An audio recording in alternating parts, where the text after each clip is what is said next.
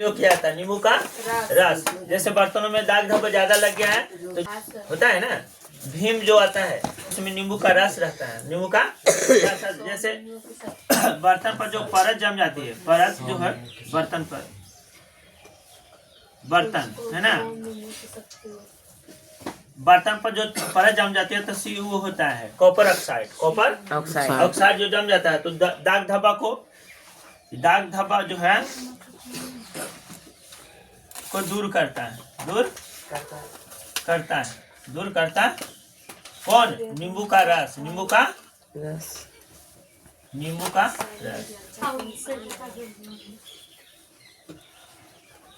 का रस दाग धब्बों को दूर करता है। तो बर्तन पर जो कच्ची जम जाता है CU है ना, दाग जब हो जाता है तो उसको दूर करने के लिए हम लोग नींबू का रस का प्रयोग करते हैं, तब वो जो दाग धब्बा जो रहता है वो दूर हो जाता है ना। अब तो ऐसा साबुन आ गया है मार्केट में ताकि वो आसानी से साफ हो जाता है ना। अब वो बर्तन वो कचरा नहीं रहता है उतना, समझिए ना। है हाँ, इसको क्या कहते हैं? Copper oxide, copper oxide. अब पहले के लोग जो है ना वो बानिया से धोते थे, अब सरफ नहीं रहता था, ऐसे ही धो करके ऐसे बना देते थे, लेकिन ज्यादा प्रॉब्लम होता भी नहीं था। अब लेकिन अब जो है ज्यादा उपयोग साबुनों का हो रहा है ना, हो रहा है कि नहीं? जैसे हाँ, और दूसरा क्या है? सिट्रिक अम्ल,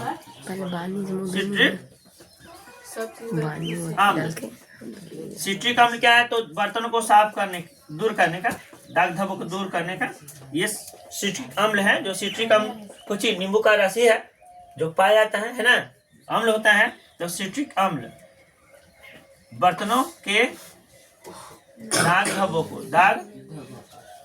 धब्बों को दूर करने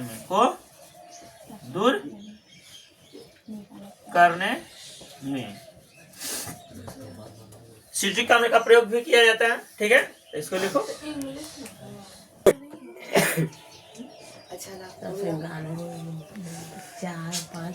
मिट्टी का प्रभाव देखो, मिट्टी का प्रभाव एक देख ले यहाँ। अगर मिट्टी का pH मान जो है, मिट्टी का pH मान अगर 7 के बराबर है तो समझो कि मिट्टी उपजाऊ है, मिट्टी उपजाऊ है। तो मिट्टी का जो pH प्रभाव बताते हैं, तो अगर मिट्टी का pH मान, मिट्टी का pH मान 7 के बराबर है, 7 से कम है, 7 से मिट्टी का pH मान 7 से कम है तो मिट्टी क्या होगा? मिट्टी कम उपजाऊ होगा, कम उपजाऊ होगा। यानी कि इसमें जो है मिट्टी कम उपजाऊ होगा, इसका मतलब है कि इसमें चूना जल है, चूना है ना, यानी कली चूना का प्रयोग किया गया है। इसे कली चूना इसमें है, इसलिए जिप्सम किसको डालकर ठीक किया जाए। तो मिट्टी का pH मान 7 से अगर कम है तो मिट्टी कम उपजाऊ है, मिट्टी कम, यानी कि मिट्टी कम उपजाऊ है। ऐसे इसे उपजाऊ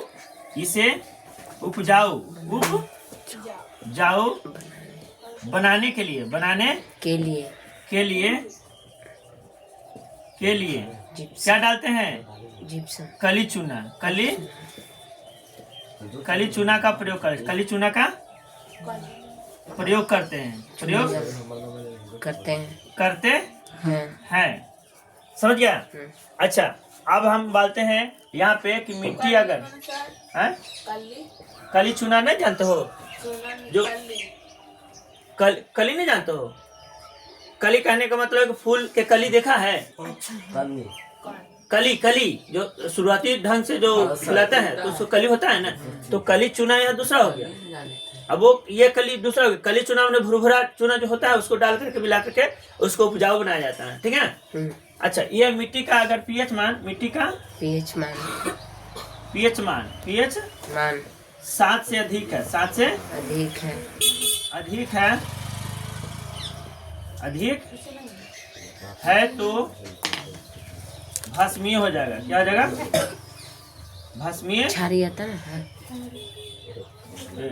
भस्मीय हो जाएगा या क्षारीय या क्षारीय क्षारीय होगा। क्षारीय होगा, होगा, क्षारीय होगा। इसकी क्षारीयता को दूर करने की, इसके दूर करने के लिए इसके जिप्सम क्षारीयता को दूर करने के लिए, क्षारीयता को दूर करने के लिए, को दूर करने के लिए, दूर करने के लिए, करने के लिए, करने के लिए जिप्सम का प्रयोग करते हैं। क्या चीज का? जिप्सम का, जिप्सम का प्रयोग करते हैं। जिप्सम का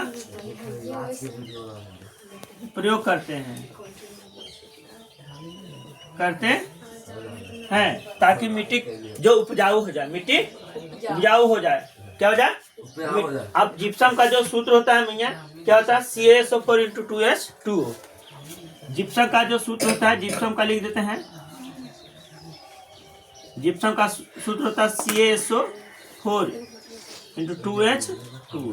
ठीक है, जिप्सम का सूत्र है। और कली चूना का जानवे करता हूँ सूत्र, पता है ना तुम लोग के? कली चूना का सूत्र क्या होता है? CaCO3। पता है ना भैया? CaCO3 होता है कली चूना का। तो मिट्टी का जो pH मान अगर 7 है तो समझो कि मिट्टी उपजाऊ है। क्या है? अगर 7 से अगर कम हो गया तो समझो कि अम्लीय है। क्या है? क्या है? अगर 7 से कम हो गया तो क्या हो गया? अम्लीय। समझ गया ना? जो मिट्टी कम उपजाऊ है, कम उपजाऊ है, जो हम उसे अम्लीयता को दूर करने के लिए कैंची का प्रयोग करते हैं? कली चूना का। कैंची का प्रयोग करते हैं ताकि मिट्टी जो है बिल्कुल उदासीन हो जाए, उपजाऊ हो जाए। अच्छा, मिट्टी का pH मान अगर 7 से अगर अधिक हो गया तो क्या होगा? भस्मीय हो गया। क्या हो गया? भस्मीय। अब भस्मीय या क्षारीय बोलिए तो क्षारीय हो जाता है। इसे दूर करने के लिए जिप्सम का प्रयोग करते हैं। क्या चीज का? जिप्सम का प्रयोग करते हैं। जिप्सम डालते हैं तो वो उदासीन हो जाता है। उदासीन हो जाने से माने उदासीन कहने के मतलब है कि मिट्टी उपजाऊ है। मिट्टी उपजाऊ है। समझ में आ गया? चलो कवर हटा दो। देखो, जलीय जीव में जल में जो अम्ल का जो प्रभाव पड़ता है वो कैसे पड़ता है, क्या पड़ता है। और देख लो कि अगर जल का pH मान 7 से कम हो जाने से, 7 से कम हो जाने से जल अम्लीय हो जाता है। अम्लीय हो जाता है जिससे जलीय जीव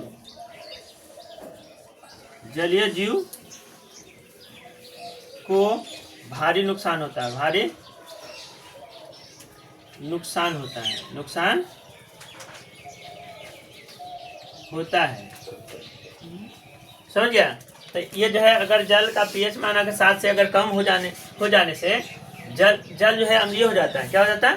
अम्लीय हो जाता है। और जिससे जलीय जीव का भारी नुकसान हो जाता है। जलीय जीव जो होते हैं वो मर जाते हैं। समझ गया ना? वो सही से रह ना पाते हैं। कहीं के देखा होगा कि जल के जो मछली है मर जाते हैं, मेढक भी मर जाते हैं। जितने भी जलीय जीव थोड़ा सा उसको प्रभावित करता है अगर वो जल अम्लीय अगर हो गया तो। समझ गया ना? आगे हम बताते हैं जो प्रकृति द्वारा क्या है? चौथा पचमा है, छठा है ना? तो आप बताते हैं प्रकृति द्वारा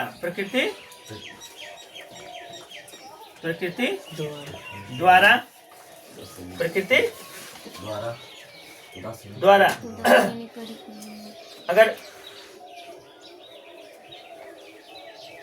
तो प्रकृति द्वारा उदासीनीकरण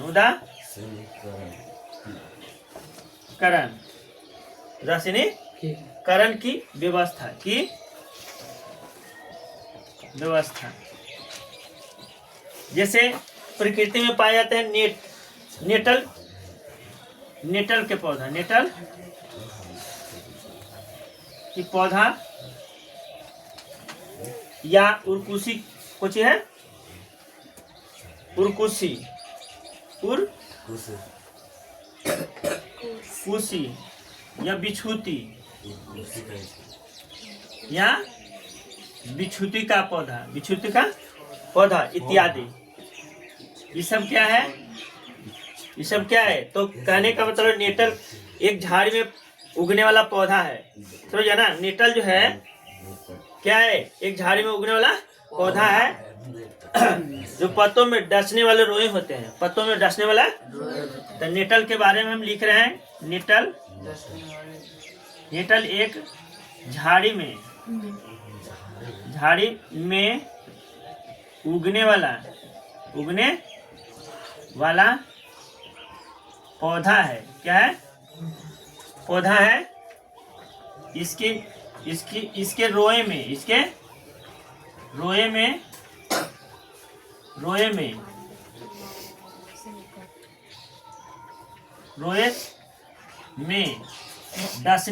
डसने इसके रोए में डसने वाले, इसके डसने वाले रोए होते हैं। क्या होते हैं, रोए होते हैं, जिससे लोगों की जान जा सकती है, लोगों को खुजली होती है। क्या होती है, खुजली हो जाती है, खुजली हो जाती है, खुजली हो जाती है। इस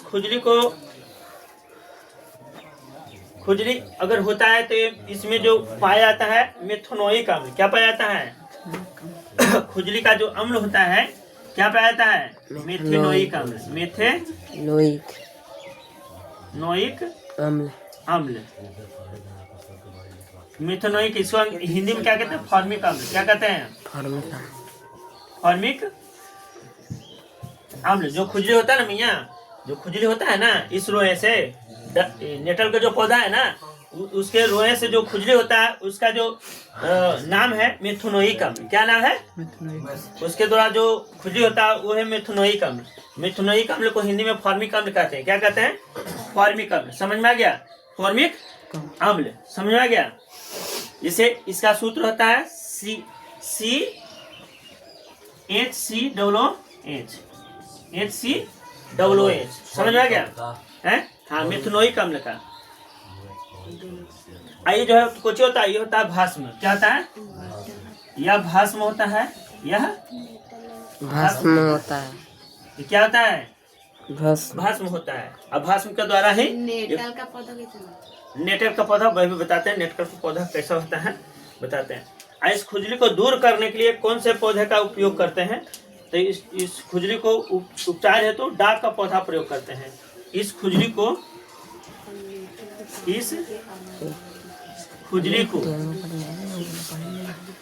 दूर करने के लिए डाक का पौधा, कुछ का डाक का पौधा का प्रयोग करते हैं, प्रयोग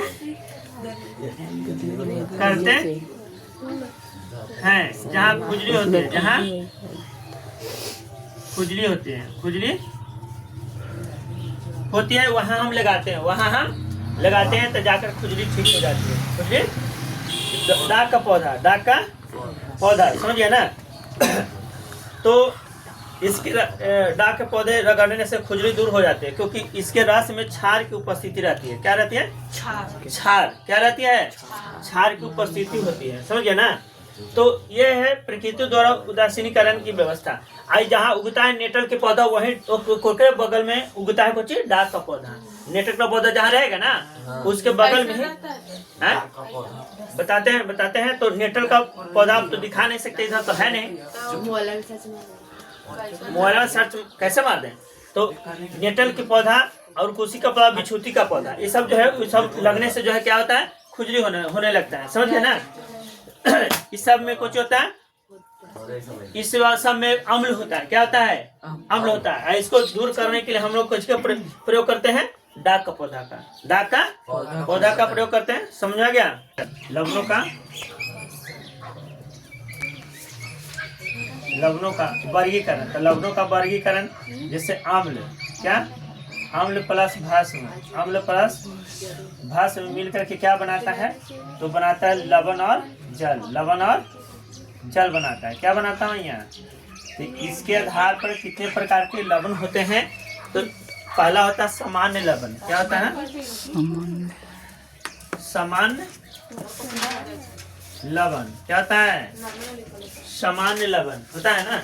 दूसरा क्या होता है? अम्लीय लवण। क्या होता है? अम्लीय लवण। दूसरा क्या होता है? अम्लीय लवण। और तीसरा क्या होता है? तो तीसरा होता है भास्मिक लवण।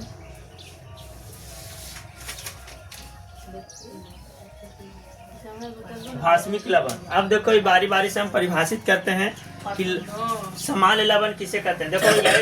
देखो यहाँ सामान्य लवण किसे कहते हैं? वैसा लवण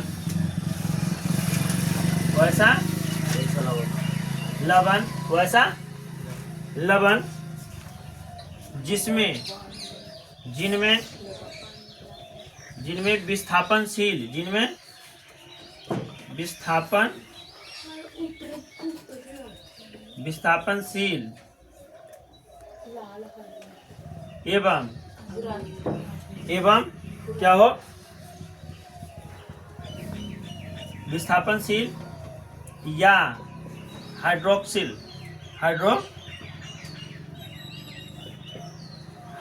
समूह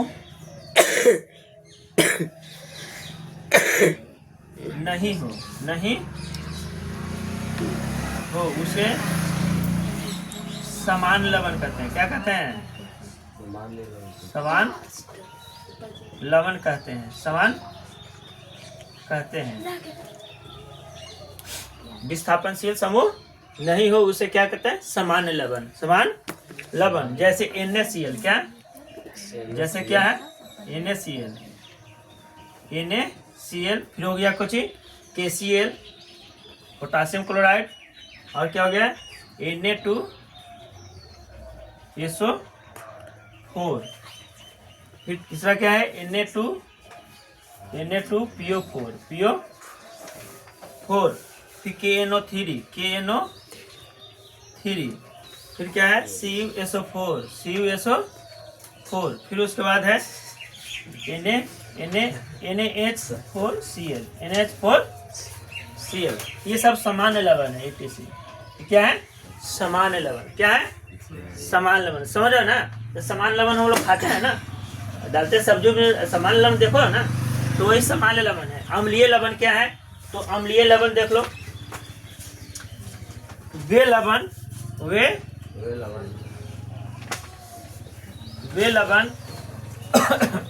जो किसी भास्म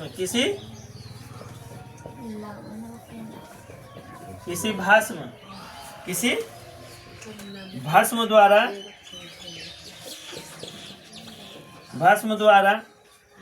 अम्ल के अपूर्ण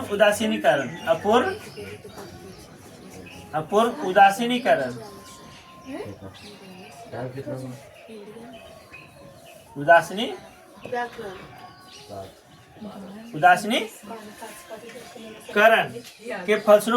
के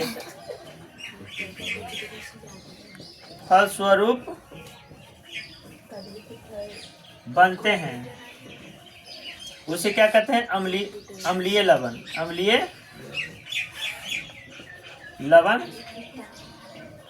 कहते हैं।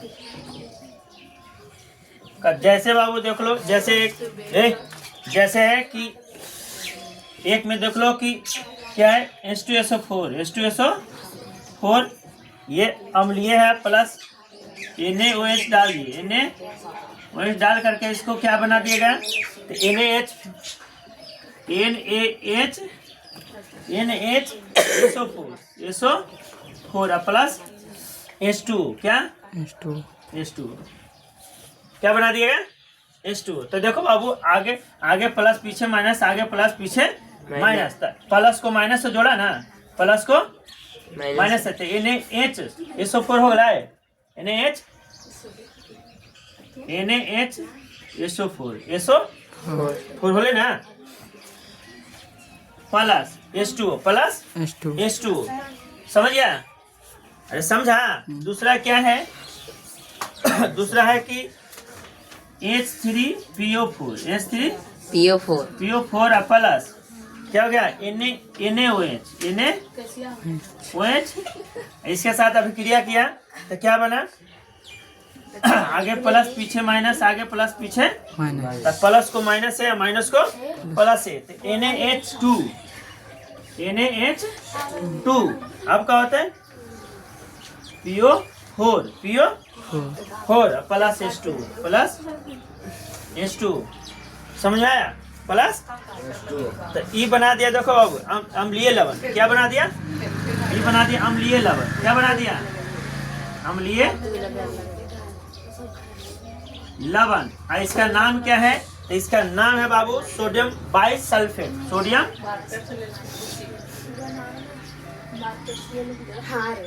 बाइसल्फेट क्या नाम है सोडियम बाइसल्फेट समझे। और इसका जो नाम है इसका नाम है क्या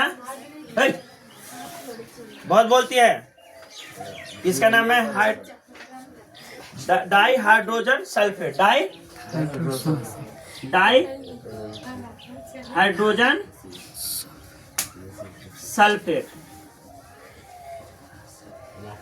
डाई हाइड्रोजन सल्फेट ठीक है। तो इसको लिखो उसके बाद बताते हैं। वैसा भास्म जिनके अणु में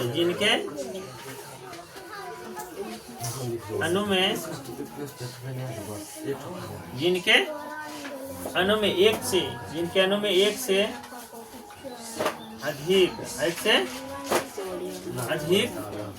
अधिक हाइड्रोक्सिल समूह, हाइड्रोक्सिल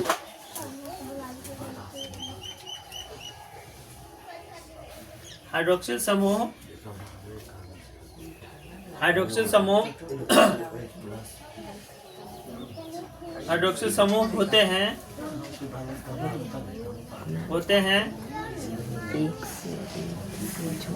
अम्लों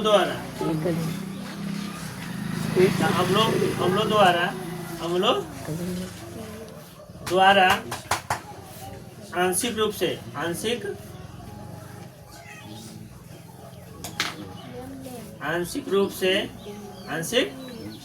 से उदासीन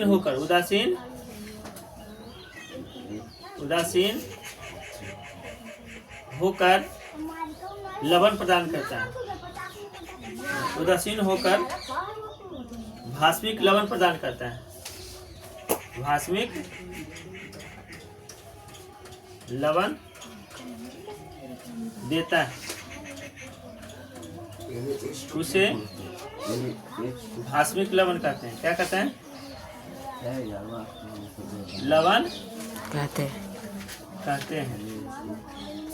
जैसे देखो बाबू जैसे देख लो PbOH2 प्लस HNO3 से विक्रिया किया, इसे मिल करके तो क्या बना दिया Pb into OH into NO3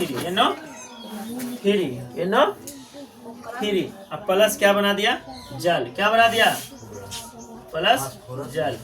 तो ये इसका नाम क्या है तो इसका नाम है भास्मिक लेड नाइट्रेट, भास्मिक लेड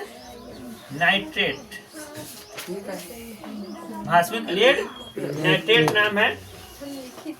अच्छा तो इसका उदाहरण क्या बन सकता है तो देखो जैसे मैं थोड़ा सा ये इसको अभिक्रिया करके बना दिया। अब देखो यहाँ पे Ba into OH into Cl और Bi into OH two C L, फिर हो गया Mg OH two OH C L, OH C L और C A into OH C L इत्यादि। समझ गया? B into OH C L और B I into OH two C L, Mg OH into C L और C into OH C L इत्यादि। ये सब क्या है? भास्मिक लवण है। क्या है? भास्मिक लवण। समझिए ना, जो चीज